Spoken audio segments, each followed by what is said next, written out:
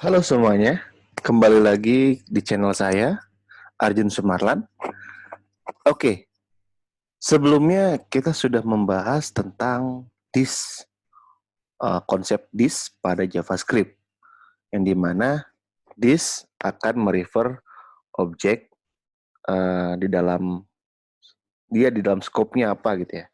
Misalkan dia si this itu merefer di objek kucing gitu kemarin kita bahas ya. Yang dimana nanti si di sini akan uh, uh, bernilai suatu objek, yaitu si objek kucing, seperti itu. Dan pada kali ini kita akan membahas tentang arrow function. Dan apa sih gunanya arrow function gitu ya? Kenapa menulis function itu di ditambahkan lagi gitu ya cara format penulisannya gitu ya. Artinya ada kegunaannya.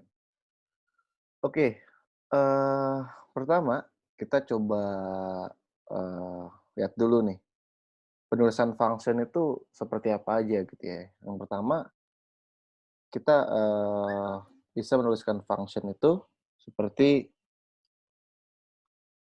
ini ya teman-teman. Jadi kita tulis nih function, terus nama functionnya, dan di sini ada parameternya atau bisa kita sebut juga argumen biasanya juga gitu ya. Jadi ini bisa disebut parameter atau bisa disebut argumen, bebas lah. Nah, ini misalkan kita kasih nama get kucing name, seperti itu. Dan ini kita berikan misalkan name-nya gitu ya, name-nya. Oke.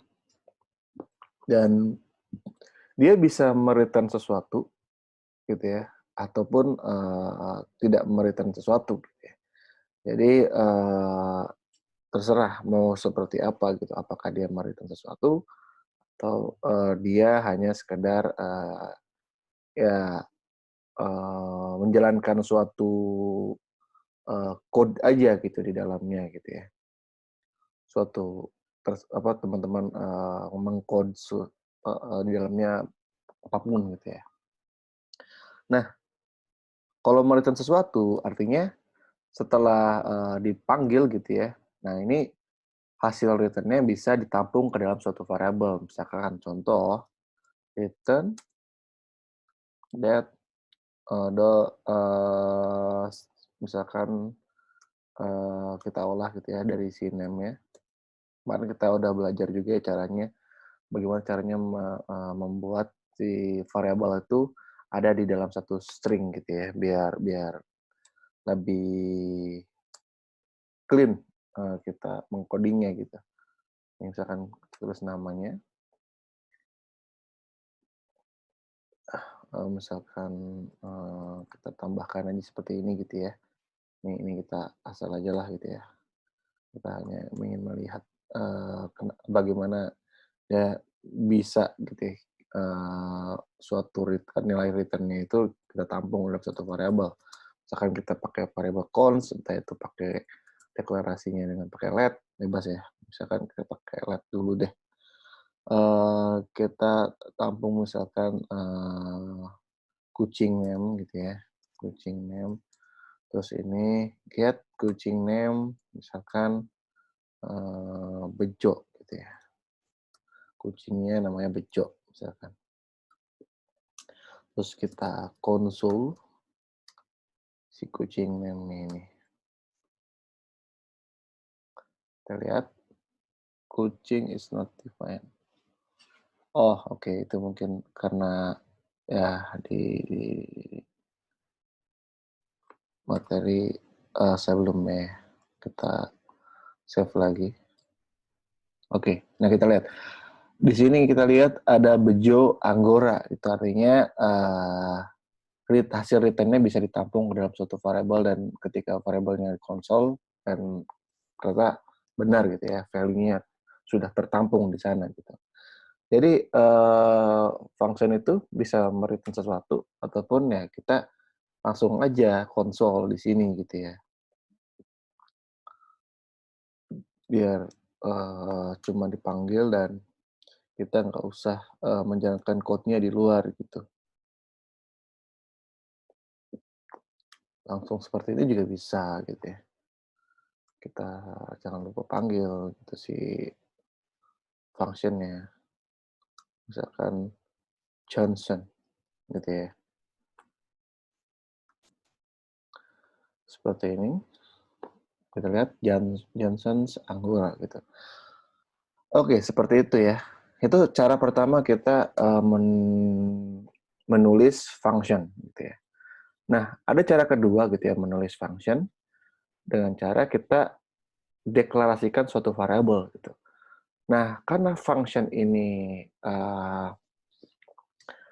sifatnya first class gitu ya, artinya dia itu uh, berlaku ya seperti variabel gitu ya, seperti seperti objek, seperti data type yang lainnya gitu ya, objek, string dan sebagainya yang artinya bisa ditampung ke dalam suatu variabel. Nah, artinya ya kita bisa nih gitu membuat suatu variabel yang dimana value-nya adalah si function gitu. Misalkan kita bikin const, ya bebas ya, entah itu let, entah itu const, misalkan kita pengen bikinnya const gitu ya. Get kucing name seperti ini. Dan kita bisa tulis function seperti ini, tapi name-nya kita nggak perlu, gitu, nggak perlu ada nama nama yang name-nya ini gitu ya. Kita hapus dan parameter kita jadi name biar sama persis dengan seperti ini gitu ya. Dan isinya itu juga kita buat sama persis dan ini kita coba komen dan harusnya menghasilkan yang sama seperti ini gitu. Kita coba, kita run gitu ya. Kita run, kita refresh dulu ininya. Dan oh, belum dipanggil. Get kucing name-nya kita panggil dulu. Dan kenapa undefined? Oh, karena ini kan belum kita taruh ya, misalkan Bejo. Nah, Bejo Anggora. Ada dua cara. Ada cara yang seperti ini. Ada yang cara kedua seperti ini. Dan cara selanjutnya, ini yang banyak disukai gitu ya. Kenapa? Karena code-nya ini lebih clean gitu ya.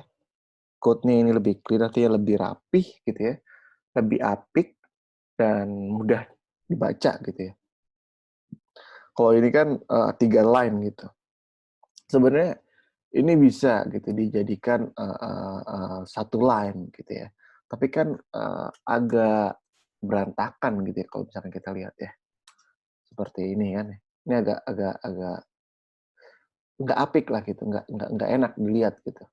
Dan ternyata ada penulisan lain nih teman-teman, yang dimana dia lebih enak gitu. Kita kita kita copy paste aja code ini, copy paste di bawahnya seperti ini. Nah, caranya adalah functionnya kita nggak perlu, ini kita nggak perlu, dan kita cukup tambah suatu row gitu ya. Kita ini kan bentuknya ya row lah ya, maksudnya kayak kayak panah gitu ya. Makanya ini disebutnya row function gitu. Nah, ketika kita menulis gitu ya functionnya seperti ini, maka ini disebutnya row function gitu. Dan teman-teman bisa menulis seperti ini ataupun ada cara lain ya, row function ini bisa ditulis gitu ya. Tapi kita coba tulis seperti ini dulu. Kita panggil get kucing name-nya, Bejo, apakah berhasil gitu ya. Dan berhasil ya, Bejo Anggora. Dan kalau kita ganti Bejo 2 Anggora gitu ya. Berarti ya udah bisa gitu ya. Nah, ini kan nggak banyak ya code-nya ya di dalamnya. Kalau misalkan kita punya 2 line gitu ya, konsol lagi yang intinya ada banyak code-nya ini nggak cuma satu line. teman-teman ya pastilah ya butuh bracket ini gitu, butuh bracket ini. Tapi kalau misalkan cuma satu line seperti ini gitu ya. Nah, teman-teman bisa sangat clean gitu dengan cara ya bracketnya dihilangin, bisa teman-teman. Bracketnya dihilangin dan ini menjadi satu line dengan apa variabelnya gitu ya. Dan teman-teman, ini kan ada satu parameter doang nih. Kalau misalkan parameternya dua, misalkan jenis gitu, jenis gitu ya. Dan di sini kita taruh jenisnya gitu, jenisnya, dan di sini kita bikin parameter yang kedua, misalkan tadi Anggora, gitu ya. Bejo is Anggora misalkan adalah Anggora misalkan gitu ya. Maka apa yang terjadi ya seperti ini gitu. Bejo adalah Anggora dan artinya ini berjalan gitu ya dengan sesuai yang kita minta gitu ya. Kalau misalkan ada dua parameter seperti ini bisa ditulisnya. Tapi kalau misalkan cuman satu parameter gitu kayak yang sebelumnya gitu ya, kayak gini, teman-teman parentesisnya ini bisa dihilangkan. Kurungnya gitu ya, kurung kurung kurung yang apa ya, yang curve gitu, yang lengkung itu bisa dihilangkan gitu. Jadi nggak perlu gitu ya, ada kurungnya gitu, biar lebih clean lagi jadinya gitu ya, nggak hal-hal yang tidak diperlukan bisa dihapus gitu. Ini pun sama teman-teman, berjalan sesuai sama mestinya gitu ya. Kita refresh dan berjalan sesuai semestinya, bejo, Anggora. Oke, nah kalau misalkan, kita perlunya, yang nggak ada parameternya gimana? Nah kalau nggak ada parameternya, nggak bisa kayak ujuk-ujuk kayak gini doang, tapi harus ditulis parentesis yang kosong gitu ya, nggak ada ininya gitu ya, seperti ini. Dan ini misalkan, kita hapus gitu ya, ini kita hapus. Nah seperti ini kan pemanggilannya. Nah harusnya dia bakal mengkonsol Anggora, kayak gini. Nah jadi seperti itu teman-teman, seperti itu. Jadi ada, kita bisa, menuliskan cara lain gitu ya untuk si function ini gitu. Pertama, kita bisa menuliskannya dengan cara seperti ini. Kedua, kita bisa menuliskannya dan untuk kita bisa menampung gitu ya di dalam suatu variabel gitu ya dengan cara menulisnya seperti ini untuk menamakan si apa namanya function gitu. Dan bisa juga dengan cara raw function gitu penulisannya itu seperti ini gitu ya. Nah, gunanya apa sih gitu ya raw function ini? Gunanya biasanya lebih singkat gitu ya ketika kita eh, eh, apa yang namanya butuhnya di satu line seperti ini gitu, itu lebih singkat pastinya. Ini kita kita bicara keuntungannya gitu. Terus, yang kedua gitu ya, penulisannya lebih sederhana gitu. Artinya apa? Artinya kita nggak usah menuliskan function kayak gini gitu. Ya mungkin nggak terlalu menambah ini gitu ya, beban kerja. Tapi kalau misalkan berulang-ulang kali kita nulis function, itu mungkin, eee, agak capek juga gitu ya. Nah, kalau misalkan menuliskannya seperti ini, dia lebih simpel kan. Terus yang kedua gitu, mudah, dibaca juga jadinya gitu code kita gitu ya, karena tidak ada kata-kata tambahan yang di mana itu useless gitu ya, kayak, "Buat apa sih ada kata-kata function ini? Pak, ada tulisan function gini," gitu ya. Padahal kita nggak terlalu membutuhkannya, misalkan kayak gitu. Kan bisa dengan cara, kita raw function.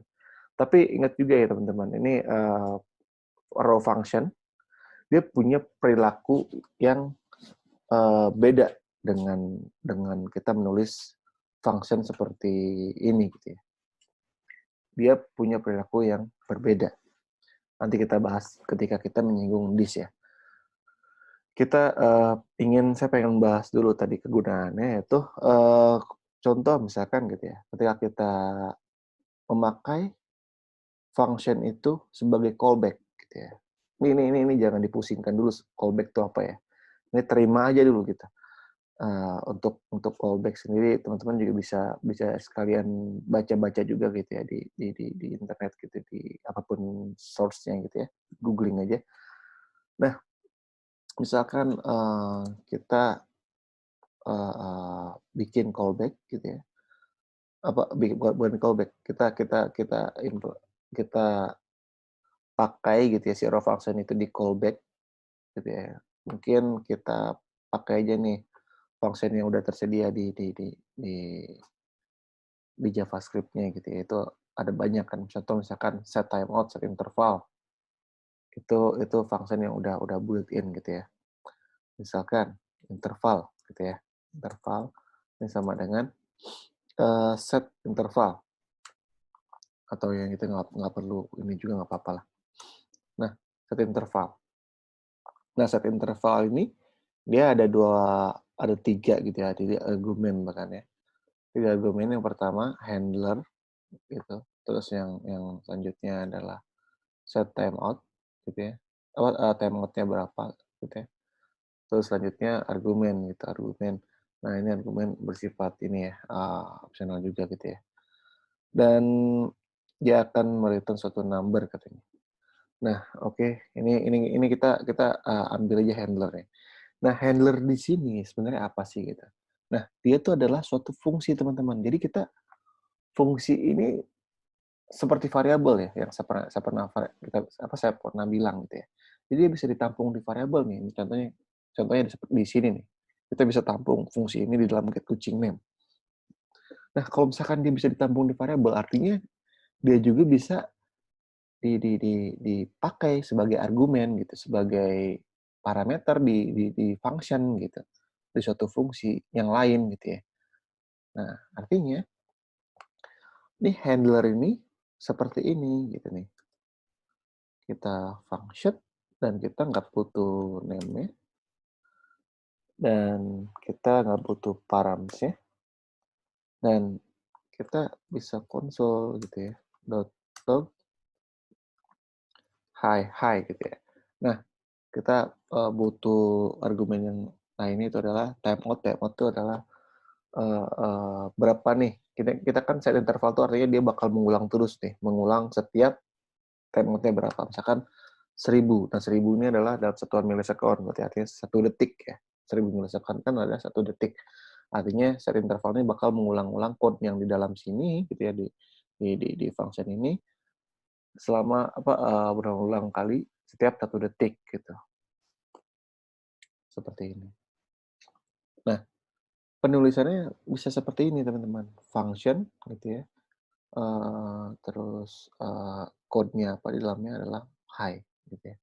Ini agar tidak error, ini kita komen dulu dan kita lihat hi gitu ya. Terus dah kan ini kan ini ya, kita lihat dia ngupdate tuh 8, 9, 10. Artinya dia dipanggil-panggil terus nih setiap 1 detik. Hai hai hai hai hai kayak gitu. Gitu ya. Oke. Oke, seperti itu ya. Intinya apa namanya, function tuh bisa dijadikan sebagai argumen. Nah, itu disebutnya dengan kata lain, itu dengan sebutan lain adalah callback gitu ya. Ini adalah callback. Nah, penulisan callback gitu ya, ini kan agak ribet gitu ya. Ini padahal cuman cuman ya bisa 1 line gitu ya. Tapi ini jadi 3 line gitu. Ya meski sebenarnya bisa aja taruh di sini gitu ya, dibikin kayak gini. Tapi kan malah jadi rujit juga gitu, ribet juga gitu ya. Artinya ada function, ini buat apa ada function, nggak guna juga. Ini ada bracket juga, kayak kayak useless gitu ya. Nah, ini bisa diganti dengan raw function dan lebih enak gitu ya kan penulisannya. Bracketnya juga bisa, kalau 1 line doang ini bisa dihilangkan gitu. Kalau function kan wajib ada bracketnya gitu. Kalau ini tanpa perlu ada bracket lagi akhirnya gitu ya. Dan perilakunya sama gitu ya. Coba kita lihat, kita refresh kembali. Nah, tuh high-nya bakal dipanggil-panggil terus gitu dari set interval ini. Oke, untuk pengenalan arrow function cukup sampai situ, dan kita coba lanjut ya untuk membahas gimana sih gitu hubungan arrow function dengan this gitu ya. Nah, pertama kita buat suatu objek dulu. Mungkin objek yang sama dengan sebelumnya adalah kucing gitu ya. Mungkin ini ada name gitu ya. Name-nya Anggora. Gitu. Kita versi normal dulu lah, nggak pakai bejo lagi. Oke, terus ini ada get name. Seperti ini. Apa namanya, get name. Kan kalau misalkan metodenya tulisan kayak gini gitu ya. Nah, terus selanjutnya kita bisa konsol gitu ya. Kita bisa konsol this.name si this.name ini gitu. Terus kita bisa lihat, kita bisa panggil kucing get name itu menjadi apa? Jadi konsolnya bakal Anggora gitu kan ya. Ini kita komen dulu ya sini biar nggak mengganggu nanti. Oke, kita coba jalankan dan ada konsol Anggora teman-teman.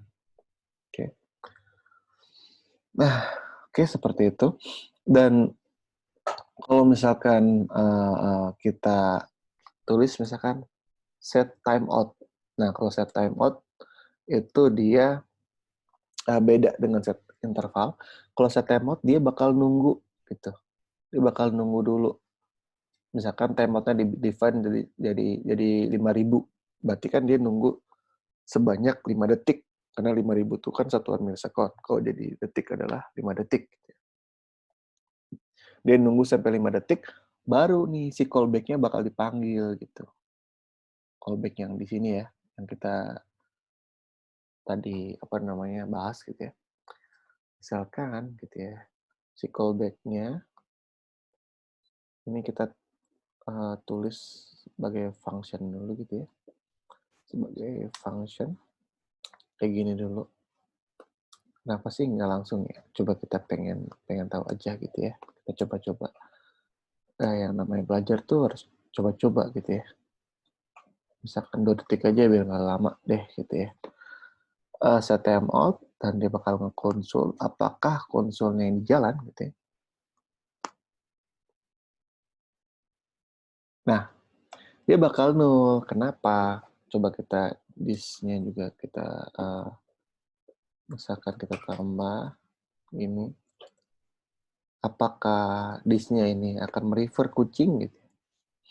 Kalau misalkan pakai fungsi biasa gitu ya. Nah, this object window. Kenapa dia malah merefer ke window gitu ya? Bukan merefer si kucing gitu. Nah, ini terjadi gitu ya. Kenapa? Karena si this gitu ya, si this ini dia nggak merefer ke mana-mana gitu ya, nggak merefer ke kucing gitu. Karena kan ini di-define-nya di dalam sini gitu ya, dalam apa namanya si set timeout ini gitu. Artinya ya dia merefer si timeout itu ke mana? Kan ke window kan ya. Nah, artinya ya dia bakal nge-refer-nya ke window gitu. Bukan nge-refer lagi ke kucing gitu ya. Kecuali gitu ya, kita define ini gitu ya, kita tulis ini di masih dalam scope si kucing kayak gitu. Nah, maka dia bakal nge-refer-nya ke kucing gitu. Seperti itu. Nah, untuk solve problem yang ini gitu ya, caranya bagaimana? Kalau emang maunya kayak gini gitu. Tapi kita pengen nge-refer ke kucing. Nah, teman-teman bisa kita bikin suatu variabel namanya self gitu ya. Apapun sebenarnya bisa ya. Misalkan apapun gitu ya. Bisa kayak gini juga gitu. Tapi biar make sense gitu dengan penamaan ya kita bikin self gitu artinya itu adalah merefer ke dirinya sendiri dan ini kita refer ke this gitu. Ke this ini. Jadi ketika kita mau this di sini dan kita pengen nge-refer ke kucing ya ganti jadi self gitu ya. jadi self. Nah, otomatis dia itu bakal nge-refer ke si kucing dan dia punya .name seperti ini. Oke, kita coba, kita refresh. Tuh, kenapa ada delay ya? Kan tadi saya bilang dia bakal nge-delay 2 detik baru ada. Kalau set setup ini gunanya seperti itu ya, teman-teman. Nah, ini kan agak riweuh ya gitu ya, agak kalau bahasa Sundanya riweuh gitu ya. Agak ribet gitu ya. Kita perlu deklarasikan apa suatu variabel dan ditampung disk-nya dulu gitu. Nah, kegunaan dari si arrow function itu adalah seperti untuk gunanya dia tuh sifatnya gitu ya.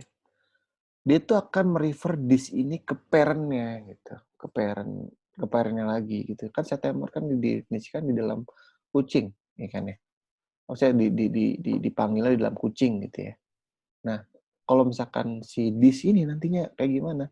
Nah, nantinya dia itu bakal nge-refer ke parent gitu, apa ke yang si function ini di-define-nya di mana gitu.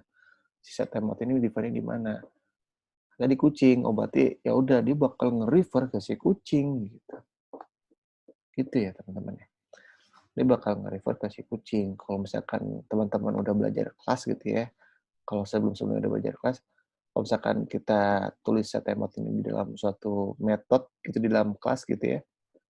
Dan kita pakai this gitu.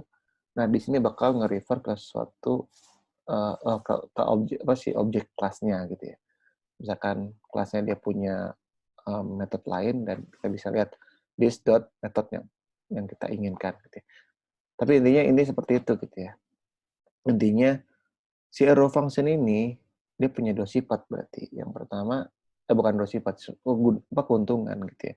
Yang pertama dia lebih clean gitu teman-teman, lebih clean seperti ini gitu ya. Dan seperti ini juga. Nah, ini kan sebenarnya bisa kita hapus nih bracket yang ini gitu ya. Biar code-nya lebih clean gitu. Seperti ini teman-teman, clean banget kan. Nah, oke seperti itu ya. Jadi gunanya pertama lebih clean.